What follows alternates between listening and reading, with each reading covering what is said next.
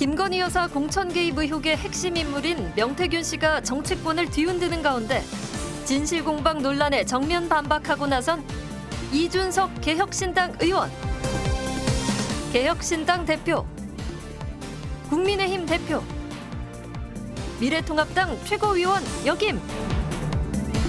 이른바 명태균 파문이 확산하는 가운데 국정감사에 집중해야 한다고 강조.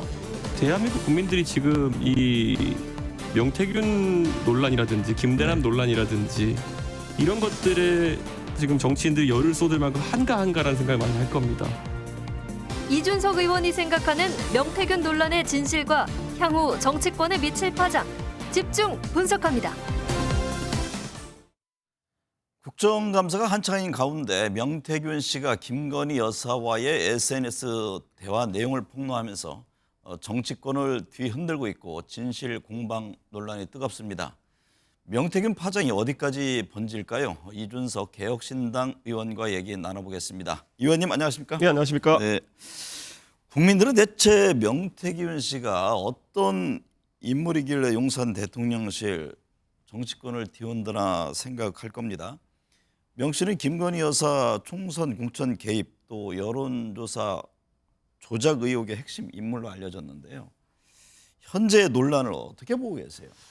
저는 제가 이 파문이 터졌을 때부터 제가 아는 부분에서 다 항상 사실대로 얘기를 했거든요. 네. 그래서 저는 뭐 제가 명태균 사장도 아는 관계이고 무엇보다도 처음에 이제 텔레그램 캡처 메시지를 제가 이제 열람했다는 것이 밝혀졌기 때문에 제가 얘기했던 것이 그런데 그 내용 보면은 공천 개입이라고 확신할 정도의 내용이 있는지는 모르겠다. 공천에 대한 얘기가 있지만은. 네. 근데 그때 그 당시 야당이죠. 민주당에서는 계속 그걸 밝혀라. 제가 밝혔는데도 밝혀라 이렇게 하면서 공천 개입이어야만 하는 것처럼 이제 몰아갔거든요. 네. 지금 JTBC 기자가 그걸 열람한 다음에 보도한 내용을 보면은 사실 공천 개입을 했다까지는 아닌 상황. 그러니까 도와줄 수 있는 게 없다 정도의 그런 메시지였던 걸 드러나는데요. 지금 모든 게 마찬가지입니다. 네. 왜냐면 저는 여기에 대해서 항상 알고 있는 대로 그리고 또 정확하게 이야기를 하는데 이미 민주당이나 아니면은 그런 탄핵을 바라는 쪽 이쪽에서는 결론을 정해놓고 움직이는 겁니다. 네. 그렇기 때문에 이게 계속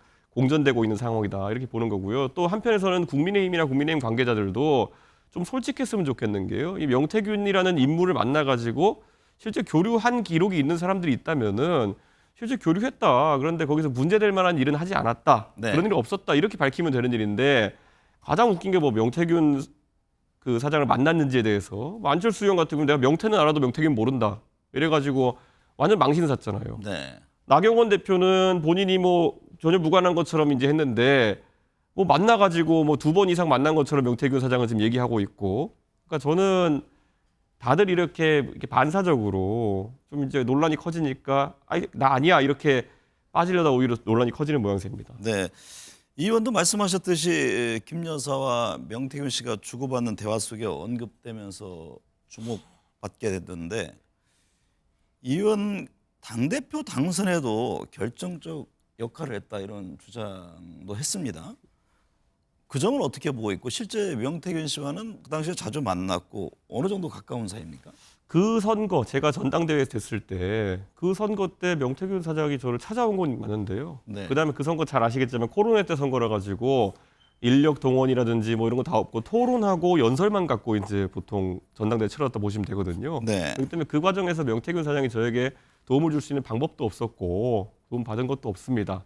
그래서 저는 그 부분에 대해 가지고는 당연히 명태균 사장과 그때 교류가 있었고 또 이분은 어쨌든 사업을 하는 분입니다. 네. 그러니까 내가 당연히 기여했다 이렇게 밖에다 얘기하는 거는 인지상정이지만은 실제 그 선거를 냉철하게 보면은 뭐 코로나 선거라 가지고 네. 그 개입될 여지가 없습니다. 네.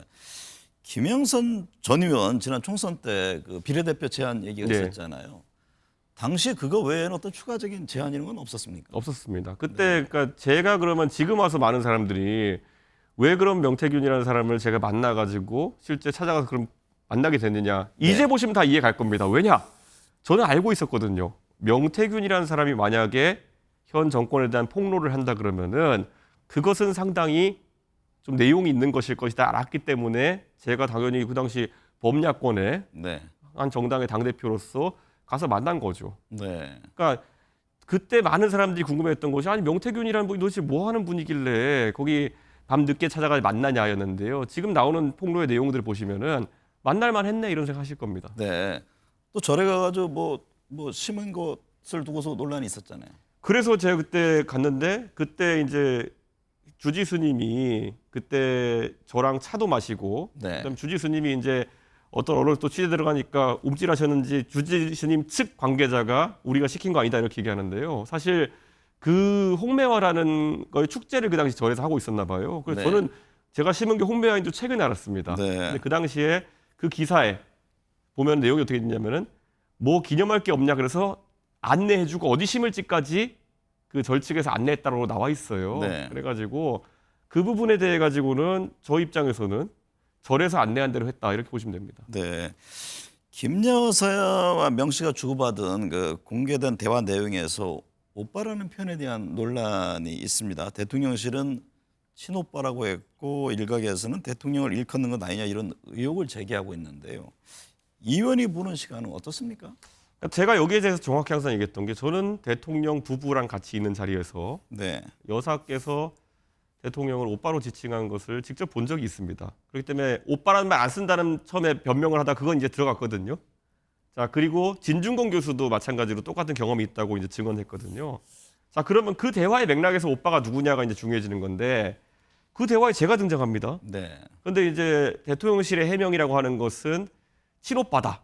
그러니까 김진우 씨라고 알려진 김건희 여사의 친오빠다 이렇게 돼 있는데요. 그럼 제가 이제 궁금한 거는 저는 김진우 씨를 모릅니다. 네. 그분이 그런 분이 있다는 건 들어 알았지만은 그분과 통성명한 적도 없고 대화해 본 적도 없고 그러면은 왜 거기에 저를 만나면 모든 게 해결될 겁니다라는 얘기가 나오나요? 저는 네. 그 친오빠라는 사람을 알지 못합니다. 네. 그러니까 저는 지금 해명은 전혀 그 상황에 들어맞지 않는다 네. 이렇게 봅니다. 2022년 3월 대선을 열흘 앞두고 윤석열 당시 후보에게 보고하기 위해 여론조사를 매일 했다는 주장과 함께 이 여론조사 비용을 둘러싼 논란이 있습니다. 이 문제는 어떻게 보고 있고 당시 이제 대표로서 관련 내용에 대해서 인지하고 있던 사항은 없는지요? 자, 우선 그러면 이렇게 이거 다 설명했던 건데 네. 민주당을 못 들은 채 계속 해명해라 이러고 있거든요. 자, 2022년에 3월 9일이 선거였으니까요. 그 직전에 한 일주일 정도는 블랙아웃 기간이고 굉장히 여론조사가 많이 돌아갑니다. 그런데 그 당시 제가 이제 당대표였기 때문에 여의도 연구원 당의 공식 이제 여론조사를 할 수 있는 기관이죠. 거기서 지시했던 게 뭐냐면 하루에 3,000샘플씩 보통 우리가 하는 여론조사가 1,000샘플인데 3,000샘플씩 거의 매일 돌렸습니다. 네. 그러면 이 조사의 정확도가 굉장히 높은 거예요. 그게 이제 후보한테 매일 보고가 되고 있는 상황이고 또 그 당시에 그 캠프 쪽에서 갤럽이라는 기관을 통해 가지고 또 수억 원대를 들여가지고 추가 조사를 의뢰한 상황이었습니다. 면접 네. 조사로. 그렇기 때문에 그 두 가지를 조합하면은 여론은 상당히 정확하게 측정되고 있었고 네. 다만 이제 명태균 사장이 했다고 주장하는 조사라는 건 비공표 여론조사입니다. 네. 그리고 당내 다른 사람들에게 보고가 된 적이 없어요. 그러니까 저도 존재를 몰랐죠. 네. 그런데 거기에 대해 가지고 계속 이제 민주당이 문제 삼으려고 하는 건 비용을 누가 냈느냐. 네. 이거는 저는 윤석열 대통령이 해명해야 될 부분이라 봅니다. 네. 왜냐? 지시한 바가 있는지 아니면은 그런 비용에 대해서 얘기한 바가 있는지 저는 네. 모르거든요. 네. 당의 공식 경로를 한 게 아니겠니까. 그리고 또 하나가 그 결과치를 그러면은 그 이번에 강혜경 씨가 이야기했던 것처럼 투표율을 곱해가지고 보정했느냐. 사실 이거는 선거 때 보면요. 우리가 모든 여론조사는 원래 주민등록 인구 비율대로 해야 됩니다. 네. 그런데 선거 때마다 보면 젊은 사람은 적게 투표하고 나이 드신 분은 거의 대선 때 90% 가까이 투표하는 그런 경향성이 있기 때문에 실제 투표율로 이걸 보정하는 경우가 더러 있습니다. 네. 그래서 이거를 보정을 발표하면 큰일 나고요. 그런 식의 보정은. 네. 하지만 당내에서는 그런 분석 많이 합니다. 그런데 그런 보정을 이제 명태균 사장이 했다는 거고요. 또 이 앞에 보면은 예전에 경선 기간에 했다는 어떤 조사가 있는데요. 네. 이거는 지금 녹취라는 거 2% 3% 뭐 높여서 맞춰라 이런 거 이거는 문제될 소지가 있습니다. 네. 그렇기 때문에 이거는 명태균 사장이 또 해명해야 되는 부분이 있는 거고요. 네. 근데 이걸 지금 야권은 막 그 민주당 다 섞어가지고 제가 무슨 뭐 그 뒤에 진행됐던 조사에 투표율 곱한 것을 보정이라고 했다 그래서 옹호하는 거냐 그런데 그거는 민주당도 할 겁니다. 네. 그거는 투표율 넣어서 보정하는 거는 거의 대부분의 분석하는 곳에서 합니다. 네. 그렇기 때문에 그거는 지금 상황까지 밝혀진 건 돈. 이 관계는 대통령이 밝힐 수밖에 없는 거죠. 네. 당시 이 대표는 명 씨가 조사한 내용에 대해서 보호받거나 인지한 적이 없다 이런 말씀인 거죠. 대선 때는 없었죠. 네. 여론조사 조작 의혹도 제기되고 있는데 국민의힘도 진상조사하고 엄정 대응하겠다 이런 입장을 냈습니다. 근데 지금 나오는 걸 보면요. 네. 이런 사실관계들 다 이야기해도 그 부분에 대해 가지고 인지하는 것이 아니라 지금 뭐 한동훈 대표의 대변인단이 하는 분들은요. 나와가지고 계속 뭐 폭탄 돌리기 하고 있는 것 같아요. 계속 뭐 이준석에게 해명해라 뭐 이런 거 하는데요. 죄송하지만 처음에 칠불사 홍매할 때도 난리칠 때 제가 그랬거든요. 그거 네. 그쪽 당에서 있는 문제인데 예, 이준석은 거기서 그 당시 대표였고 이걸 목격했을 뿐 그 안에 있는 후보들의 문제다. 지금 폭탄 돌리기가 어떻게 됐습니까? 처음에 그 명태균 사장이 뭐 당원 명부 유출했다 이렇게 해가지고 나왔던 56만 명 명부가 유출했다 이랬던 거 알고 봤더니 홍준표 시장과 연계돼 있는 것처럼 지금 나오지 않습니까? 네. 그러니까 아무리 지금 그걸 개혁신당이나 어디 뭐 이준석에게 떠넘기려고 해봤자 그 당에 이제 국민의힘 내에서 이제 계속 터질 것이기 때문에 지금이라도 좀 냉수한 사발 마시고 좀 제대로 들여다봤으면 좋겠습니다. 명태균 씨는 지금까지 공개한 것은 에피타이저에 불과하다. 캡처본이 2,000장이 있다고 주장했습니다. 여권에 거론되는 중요 인물들도 다양하고 명 씨는 오히려 고발해보라 으름장을 놓고 있는 상황인데요. 이 의원이 본 내용 중에도 아직 드러나지 않은 어떤 상당히 파괴적인 그런 내용들이 있습니까? 2,000장쯤이나 캡처 있다는 거는요. 네. 이게 김건희 여사가 아무리 그래도 공식적인 일로만 대화를 해가지고는 그렇게 안 나옵니다. 네. 그러니까 명태균 사장이랑 진짜 잡다한 얘기 다 한 거예요. 그러니까 그 잡다한 얘기 중에 일부는 제가 본 게 좀 있습니다. 네. 근데 뭐 그게 정말 잡다한 사인 간의 대화이기 때문에 제가 공개할 가치가 없어서 공개를 안 하지만은 그냥 제가 봤을 때는 나올 건 많다 보시면 됩니다. 네. 대통령실이 벌써 고발 조치했어야 하는 건 아니냐 이런 지적도 나옵니다. 홍준표 대구시장은 검찰의 적극적인 수사를 촉구하는 그 목소리도 들리는데 뭔가 석연치 않기 때문에 머뭇거리는 건 아니냐 이런 지적이 나옵니다. 이에 대해서는 어떻게 보세요?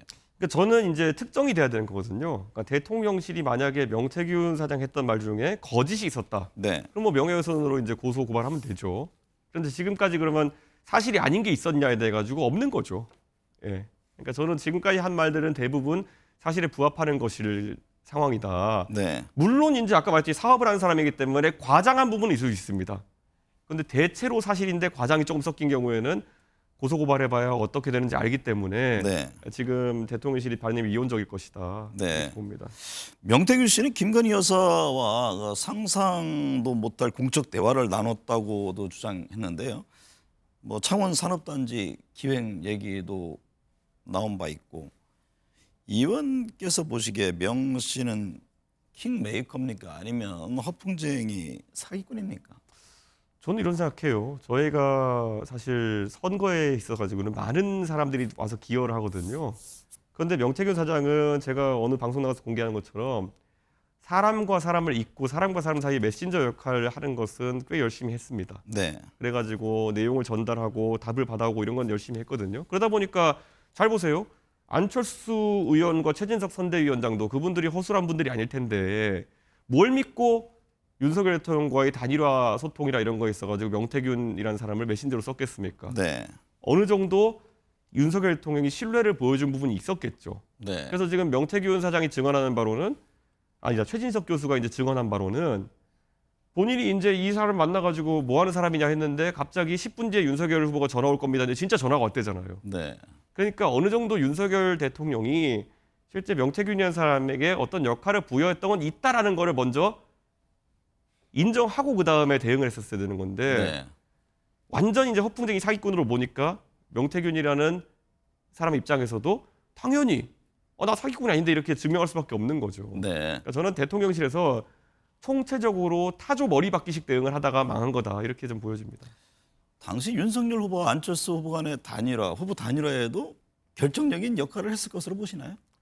어쨌든 그래서 만나서 이야기했고 네. 제가 알기로는 복수로 만나서 얘기했습니다. 여러 번 만나서 얘기했습니다. 그러면은 뭔가 얘기가 오갔던 것이겠죠. 한 번 만났는데 별거 없으면 다시 안 만나거든요. 네. 저는 그게 첫 번째고 두 번째. 자, 보시면은 그때 안철수 대표와의 단일화에 가장 적극적으로 반대했던 사람이 접니다. 네. 저는 안철수 단일화 계속 반대했거든요. 그러면 이제 보시잖아요. 그럼 자, 안철수와의 단일화라는 역할을 가지고 명태균이라는 사람이 일을 했다 그러면은 그것이 이준석과 함께하는 일이었겠느냐 아니면은 대통령과 함께하는 일이었겠느냐. 네. 당연히 대통령이 역할을 준 거겠죠. 네. 그러니까 애초에 국민의힘이 이거 퍼즐을 잘못 맞춘 게요. 그 대통령실도 그래. 처음에 보면 해명이 뭐였냐면은 이준석이 명태균을 데려와서 만났다. 거짓말이죠. 이미 드러났지만은. 자, 이준석과 명태균이 같이 일하는 사람이다. 거짓말이죠. 왜냐 그러면은 왜 단일화 관련해서 작업을 했겠습니까? 이준석은 철저하게 단일화 반대론자였는데. 네. 그러니까 이거 하나하나마다 백일화에 드러날 거짓말들을 대통령실이 했던 겁니다. 네. 이 정치적 파장은 어디까지 갈 것 같습니까? 저도 요즘 놀라고 있어요. 네. 그 보면은 그 패싱 입당이라고 하는 거 있잖아요. 네. 패싱 입당이라고 하는 거 저는 너무 정치적 경우에 없는 거기 때문에 아니 대통령이 되고자 당에 들어오고자 하는 사람이 당대표랑 원내대표 김기현 원내대표 없는 날을 골라가지고 슬그머니 도둑 입당을 했다?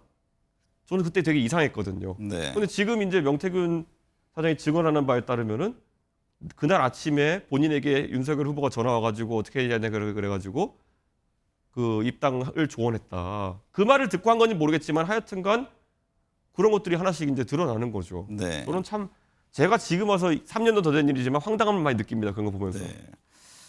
검찰이 김건희 여사의 명품 가방 수사건에 이어서 도이치모터스 주가 조작 연루 의혹 사건에 대해서 무혐의 처분을 내렸습니다. 지금 정치적 공방이 거세고 야권은 특검법을 다시 발의할 예정인데요. 이 문제는 어떻게 보세요?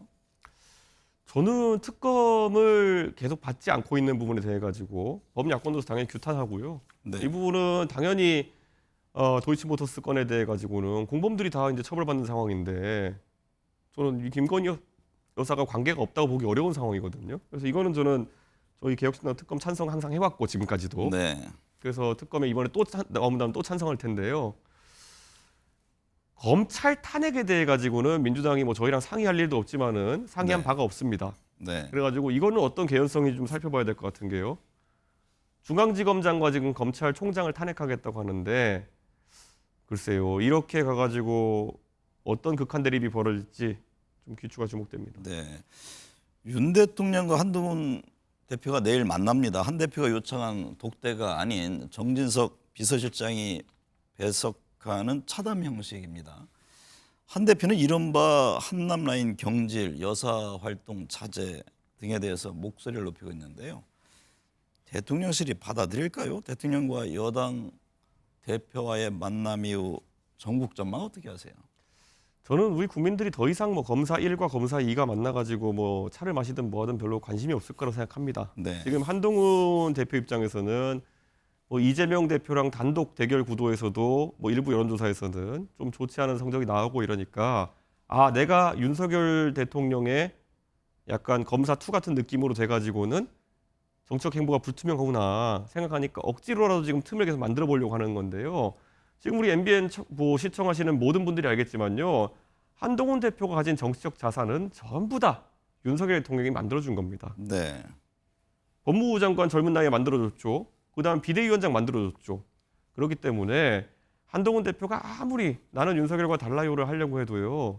지금 그냥 제가 항상 그 비유를 해요. 그 진보당이랑 정의당 사람들이 모이면은 우린 달라요 계속 얘기하거든요. 네. 상대 진영에 있는 보수 진영에 있는 제가 봤을 때는 그 차이 별로 구분 안 됩니다. 네. 대부분의 사람의 생각이 비슷하거든요. 근데 지금 한동훈, 윤석열, 제가 그때 한동훈 대표 뭐가 그렇게 다릅니까? 네. 지금 김건희 특검에 찬성하기로 했습니까? 아니면은 최상병 특검에 찬성하기로 했습니까? 그냥 이런 독대 후소인 역할 같은 거 하면서 기싸움하고 있는 거거든요. 아직까지는 한동훈 대표 아무리 해봤자 그냥 술 안 먹는 윤석열이다. 이 평가에서 벗어나기 어렵습니다. 내일 만남이 전국 운영의 분수령이 될 것이다라는 전망을 하는데요. 상황에 따라서 국민의힘이 분열할 가능성도 있을까요? 그렇게 하기에는 저는 한동훈 대표 주변의 국민의힘의 세력이라는 것이 지금 뭐 대변인단 뭐 일부 그런데 그것도 보면 전부 다 옛날에 안철수 대표 쫓아다니는 사람 긁어 모으고 막 이런 사람들 만난 지 뭐 몇 달 되지도 않고 이런 사람들이기 때문에 그렇게 응집력이 생기지 않는다. 그리고 지금 뭐 보궐선거에서 뭐 금정구 선거나 이런 데에서 예상보다 뭐 득표율 차이가 많이 났다. 그래서 이게 한동훈의 힘이다. 국민들이 보고 웃거든요. 그거는. 네. 예. 지금 그런 거 본인이 예전에 총선 때 말아먹은 총선 때 비유해가지고 지금 이제 조금 더 잘 나왔다는 건데 네. 지난 총선을 말아먹은 것 자체가 그게 사실 부끄러워야 될 건데 네. 이교 대상이 거기면 어떡합니까? 방금 이제 10월 16일 재보궐선거 말씀 있었는데 예. 국민의힘 민주당 뭐 텃밭은 지켰고 서울시 교육감은 진보 진영 인사가 당선됐습니다. 네. 말씀하셨듯이 여권 안에서는 한동훈 대표 목소리 커질 것이다 이런 전망들이 나오는데 투표 결과는 어떻게 보세요?